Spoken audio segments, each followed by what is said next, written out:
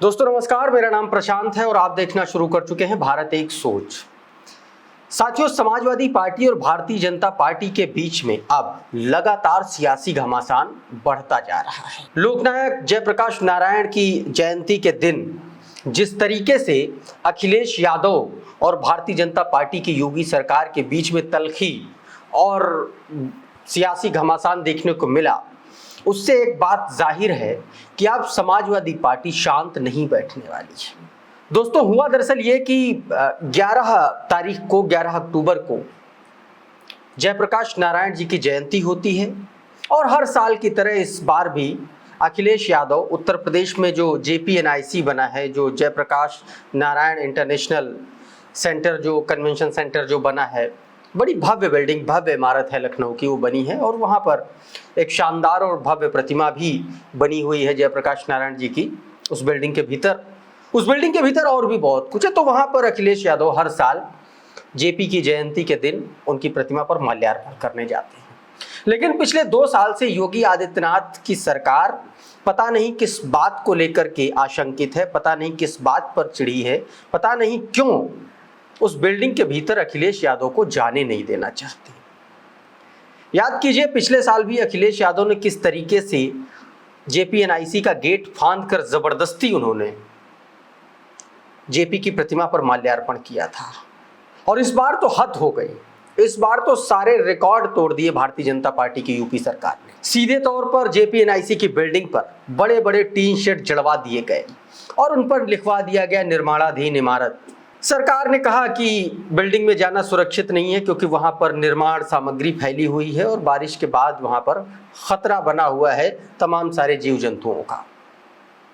तो सवाल यह उठता है कि आखिर इतनी भव्य इमारत पिछले 7.5-8 सालों से बंद क्यों पड़ी है? एक ऐसी इमारत जिस पर कई 100 करोड़ रुपए खर्च हो गए, एक ऐसी इमारत जो अखिलेश यादव और समाजवादी पार्टी का ड्रीम प्रोजेक्ट थी, उसको योगी आदित्यनाथ की सरकार ने बंद क्यों करा दिया? और क्यों अखिलेश यादव को जाने नहीं देना चाहती है? और अखिलेश यादव क्यों कह रहे हैं कि JPNIC को योगी सरकार बेच देना चाहती है? और क्यों अखिलेश यादव आरोप लगा रहे हैं कि जो 70 करोड़ रुपया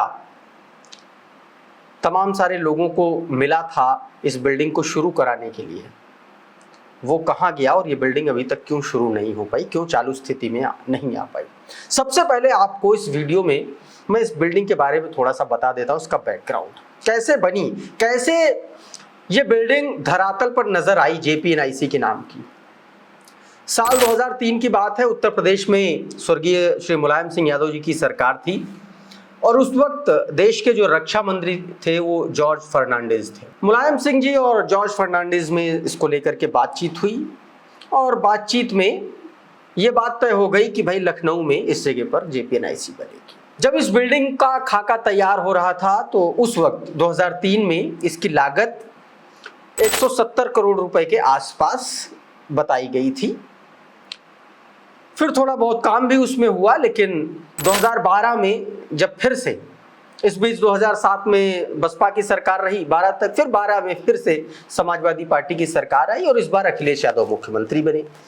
अखिलेश यादव जब मुख्यमंत्री बने तो उन्होंने अपने पिता के इस ड्रीम प्रोजेक्ट को आगे बढ़ाने की सोची और न सिर्फ आगे बढ़ाने की सोची बल्कि इसमें उन्होंने स्मार्ट फीचर्स और ऐड करवाए। भाई 2003 में जो बिल्डिंग आप शुरू करेंगे और 2012 में अगर उसी पर काम होना है तो बहुत सारी चीजें बदल जाती। 9 साल में तो 2G से लेकर के 5G तक आ गया फोन की जनरेशंस, नेटवर्क की जनरेशंस। तो आप ये सोचिए कि 9 साल में बिल्डिंग्स में भी उस तरीके की चीजें बदलती हैं। एक मकान आप आज बनवाइए, 10 साल बाद वो डिजाइन पुराना हो जाता है और जब 10 साल बाद आप बनवाने जाते हैं तो उसकी लागत बढ़ जाती है। और वही चीज हुई, अखिलेश यादव ने 2012 में इसकी शुरुआत कराई, 2012 में सरकार आई और 2013 में इसकी शुरुआत हुई। जब इसकी शुरुआत हुई तो इसकी जो लागत बताई गई वो बताई गई 865 करोड़ रुपया। 2013 में ये बिल्डिंग शुरू हुई और 813 करोड़ रुपए की लागत से इस बिल्डिंग में कामकाज शुरू हुआ। उसके बाद 2015 में साथियों इस बिल्डिंग का जो खर्च था, जो डीपीआर थी, वो बढ़ करके 935 करोड़ रुपए हो गई। एक बार फिर से बढ़ाया गया। इस बीच इसमें काम चलता रहा, सारी चीजें होती रहीं, और जो व्यक्ति बना रहे थे, जो ठेकेदार थे, उनका नाम था संजय सेठ। यानी कि इस ग्रुप का नाम था शालीमार ग्रुप, जो इस बिल्डिंग को बना रहा था। बिल्डिंग बनकर के तैयार हुई, लेकिन इस बीच 2017 में भारतीय जनता पार्टी की सरकार आ गई और योगी आदित्यनाथ बड़े नाटकीय ढंग से मुख्यमंत्री बने। मुख्यमंत्री बनते ही पहला फैसला, उन्होंने 2 फैसले लिए, जो दोनों ही अखिलेश यादव सरकार के ड्रीम प्रोजेक्ट थे, और दोनों पर ही काम रुकवा दिया और जांच बैठा दी। पहला ड्रीम प्रोजेक्ट था Gomti river front. Gomti river front पर काम चली भी रहा था, कुछ काम हो भी चुका था, उस पर सारा वैसे करवा दिया, और आज आप जाएंगे गोमती के किनारे तो आपको सड़ांध दुर्गंध आएगी। वहां पर कामकाज रुक गया, जांच चल रही है पिछले 8-10 साल से, क्या हुआ जांच का किसी को कुछ पता नहीं। और दूसरा JPNIC, यहां भी जांच बैठा दी। एक तो योगी सरकार के उस वक्त के मंत्री थे, वो तो JPNIC में घुस गए कुदाल उदाल लेकर के बाकायदा, और खोदने लगे, दीवार उवाल करने लगे, ये देखिए घटिया निर्माण हुआ, ये देखिए दीवारें, इसमें बालू झड़ रहा है, रेता झड़ रही है। उसके बाद में जांच हुई, और जांच होने के बाद 2019 में वो ठेकेदार जिसने ये बिल्डिंग बनाई थी, वो ठेकेदार भारतीय जनता पार्टी में शामिल हो गया, और भारतीय जनता पार्टी ने उसको राज्यसभा भेज दिया। अभी भी राज्यसभा में संजय सेठ। अब जैसे ही वो ठेकेदार पर गाज गिरने की हुई जांच में, तो ठेकेदार अब चूंकि भारतीय जनता पार्टी की सरकार में है, तो अब कार्रवाई कैसे हो, जांच कैसे आगे बढ़े। जांच नहीं आगे बढ़ी और ठंडे बस्ते में जांच चली। हमारे साथी हैं, हमारे सहयोगी अनुज श्रीवास्तव जी ने मौके पर पहुंच करके इस पर एक खास रिपोर्ट की है, आप लोग देखिए पहले से। दोस्तों, अखिलेश यादव जिस बिल्डिंग में आना चाह रहे हैं, जिस बिल्डिंग में पिछले साल इसी दिन 8 फीट की दीवार फांदी थी जिस बिल्डिंग के गेट पर, उस बिल्डिंग को हम आपको दिखाने जा रहे हैं, और इसके पीछे का विवाद क्या है वो हम आपको बताने जा रहे हैं। सवाल ये उठ रहा है कि आखिर अखिलेश यादव को इस बिल्डिंग में जाने क्यों नहीं दिया जा रहा, जयप्रकाश नारायण की जयंती पर माल्यार्पण क्यों नहीं करने दिया जा रहा, ये सवाल लोग उठा रहे हैं। दोस्तों, इस पर अब राजनीति और भी ज्यादा गर्म होती दिखाई देगी। उत्तर प्रदेश लखनऊ से जो तस्वीरें निकल कर आ रही हैं, पूरे उत्तर प्रदेश में इसका असर होता दिखाई देगा, और उत्तर प्रदेश की राजनीति एक बार फिर से चरम पर दिखाई देगी, गर्म होती दिखाई देगी। मेरे ठीक पीछे ये बिल्डिंग आप देख रहे हैं, ये JPNIC बिल्डिंग है, जो कि हम आपको दिखा रहे हैं। सामने ताज होटल है, ताज होटल के ठीक पीछे गोमती नगर का ये इलाका है। अंबेडकर पार्क के ठीक सामने ये बिल्डिंग है, JPNIC बिल्डिंग, जिस पर अखिलेश यादव आना चाहते हैं, लेकिन यहाँ पर बैरिकेडिंग कर दी गई है। दाएं हाथ पर देखिए आप, हमारे बैरिकेडिंग लगा दी गई है। JPNIC जाने वाला कोई भी रास्ता हो जहां से लोगों को जाने नहीं दिया जा रहा है, लोगों को हटाया जा रहा है, पुलिस के आला अधिकारी मौजूद हैं हर एक रास्ते को। अगर आप गोमती नगर के अंदर से आते हैं विशाल खंड होते हुए, तो भी आपको रोका जाएगा। अगर आप इस साइड से आते हैं, मुख्यमंत्री आवास की तरफ से आते हैं, 1090 चौराहे की तरफ से आते हैं, तब भी आपको बैरिकेडिंग करके रोका गया है। यहाँ पर आम आदमी को रोक दिया गया है, और कोई भी यहाँ नहीं जा सकता, रूट डाइवर्जन कर दिया गया है। अखिलेश यादव रातों रात यहाँ पर पहुँचे थे, और उसके बाद कई सारे सवाल अखिलेश यादव ने दागे हैं। एक के बाद एक ट्वीट कर रहे हैं अखिलेश यादव। ये बिल्डिंग, इसी बिल्डिंग का विवाद है, जो कि 18 मंजिला बिल्डिंग है, और यहाँ पर 2013 से 2016 के बीच में ये कन्वेंशन सेंटर बनाया गया था। जयप्रकाश नारायण कन्वेंशन सेंटर बनाया गया था। 864 करोड़ रुपए की लागत से इसका निर्माण कराया गया। अखिलेश यादव मुख्यमंत्री थे तब। 2012 से 2017 के बीच की बात हम आपको बता रहे हैं। 2017 में सत्ता परिवर्तन हुआ, और मुख्यमंत्री योगी आदित्यनाथ ने निर्माण में अनियमितताओं की शिकायत पर प्रोजेक्ट की जाँच कराने का निर्णय ले लिया। जाँच LDA यानी कि लखनऊ विकास प्राधिकरण से लगातार सेंटर के सभी DPR की मांग की जा रही थी, लेकिन LDA ने नहीं दिए। विवाद बढ़ता चला गया। उसके बाद ये अब यहाँ पर निर्माणाधीन बिल्डिंग है, LDA की तरफ से कहा जा रहा है, इस वजह से लोग अंदर नहीं जा सकते हैं, ये तर्क दिया जा रहा है, क्योंकि ये निर्माणाधीन बिल्डिंग है। रात की जो तस्वीरें निकलकर सामने आई थी, जो वो तस्वीरें भी देखिए, जब लाल पेंट से पेंट किया जा रहा था, टीन शेड लगाकर गेट पर, और वहाँ पर पेंट किया जा रहा था, और उस पर लिखा जा रहा था टीन शेड पर लाल पेंट से कि ये इमारत जो है वो निर्माणाधीन है। पिछले साल की अगर हम बात करें तो इसी तारीख को 11 अक्टूबर को अखिलेश यादव को अंदर जाने नहीं दिया जा रहा था, तो अखिलेश यादव दीवार फांद कर चले गए थे। उस वक्त भी खूब चर्चाएं होती है। उस वक्त की तस्वीरें देखिए, अखिलेश यादव जब दीवार फांद कर गए थे, 8 फीट की दीवार थी, उनको रोकने के लिए फोर्स लगाई गई थी गेट के बाहर, लेकिन अखिलेश यादव नहीं माने और उसके बाद उन्होंने अंदर चले गए और जयप्रकाश नारायण की जो प्रतिमा थी उस पर माल्यार्पण भी किया था।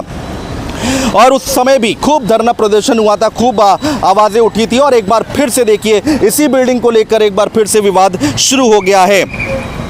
पिछली बार की बात करें तो अखिलेश यादव की पुलिस वालों से झड़प भी हुई थी और इस बार भी अखिलेश यादव इस बिल्डिंग में जाना चाह रहे हैं। 8 फीट ऊंचा गेट था जिसको फांदकर JPNIC के अंदर घुस गए अखिलेश यादव।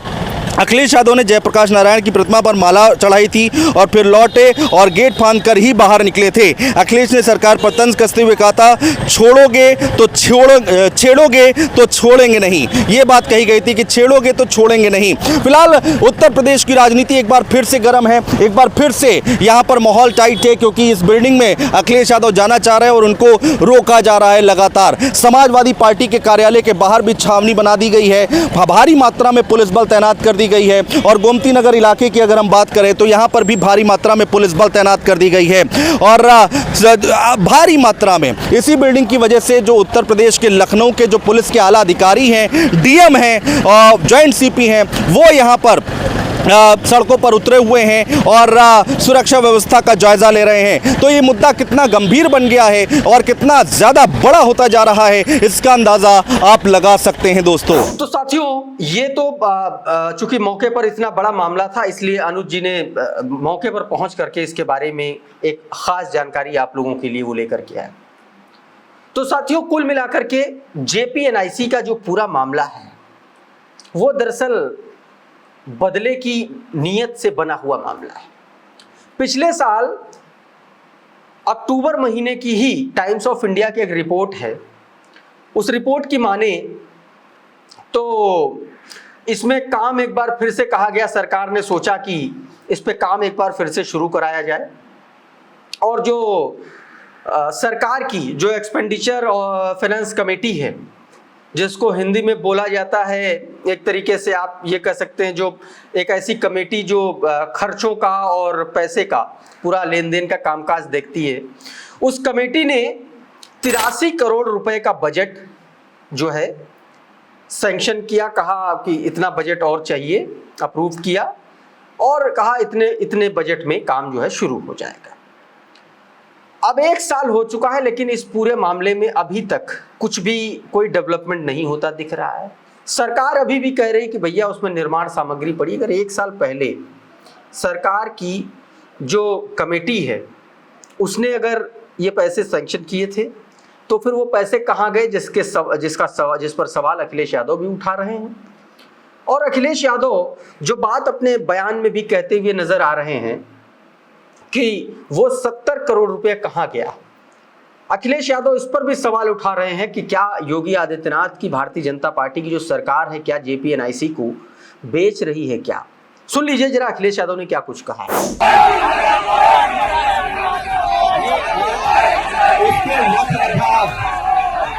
JPNIC का की जिम्मेदारी सरकार की थी। JPNIC को निर्माण को पूरा करना, पूरा करके उसको जनता के लिए खोलने की जिम्मेदारी भारतीय जनता पार्टी की थी। 70 करोड़ रुपए भी दे दिए आपने किसी ठेकेदार को, उसके बावजूद भी JPNIC नहीं पूरा हुआ है। सुनने में आ रहा है कि 70 करोड़ से ज्यादा पेमेंट हुआ है अपने ही प्रिय किसी के लिए। तो ये अखिलेश यादव के बहुत गंभीर आरोप हैं साथियों। कुल मिलाकर के 813 करोड़ रुपए इस बिल्डिंग पर खर्च हो चुके हैं। बिल्डिंग कूड़े में तब्दील हो चुकी है वर्तमान सरकार की कृपा से। बिल्डिंग के अंदर की स्थिति क्या है, परिस्थिति क्या है, उसकी माली हालत क्या है, वो उसका खुलासा ना हो इसलिए उस पर टीन शेड जड़वा दिए जाते हैं। विपक्ष को, समाजवादी पार्टी को अंदर जाने से रोका जाता है ताकि वहां पर अंदर जा करके किसी को उस बिल्डिंग के अंदर क्या कुछ चल रहा है, क्या पक रहा है, ऐसी क्या चीज है जो छुपाया जा रहा है, उसके बारे में किसी को पता ना चले साथियों। तो ये ओवरऑल जो JPNIC का जो पूरा इतिहास था, जो पूरी घटनाक्रम था, वो मैंने आपको बताने की कोशिश की इस वीडियो में। हमारा ये वीडियो आपको कैसा लगा हमें कमेंट बॉक्स में ज़रूर बताइए। अगर ये वीडियो आपको अच्छा लगा, पसंद आया, तो इसको लाइक कर दीजिए, इसको शेयर कर दीजिए। और अगर आप हमारे चैनल पर पहली बार आए हैं तो हमारे चैनल को सब्सक्राइब कर लीजिए, बेल आइकन दबा लीजिए, ताकि इसी तरीके के तमाम वीडियो साथियों आपको सबसे पहले मिलते रहें। इस वीडियो में फिलहाल इतना ही। बहुत बहुत शुक्रिया, बहुत बहुत धन्यवाद। आप जुड़े रहिए भारत एक सोच के साथ। नमस्कार।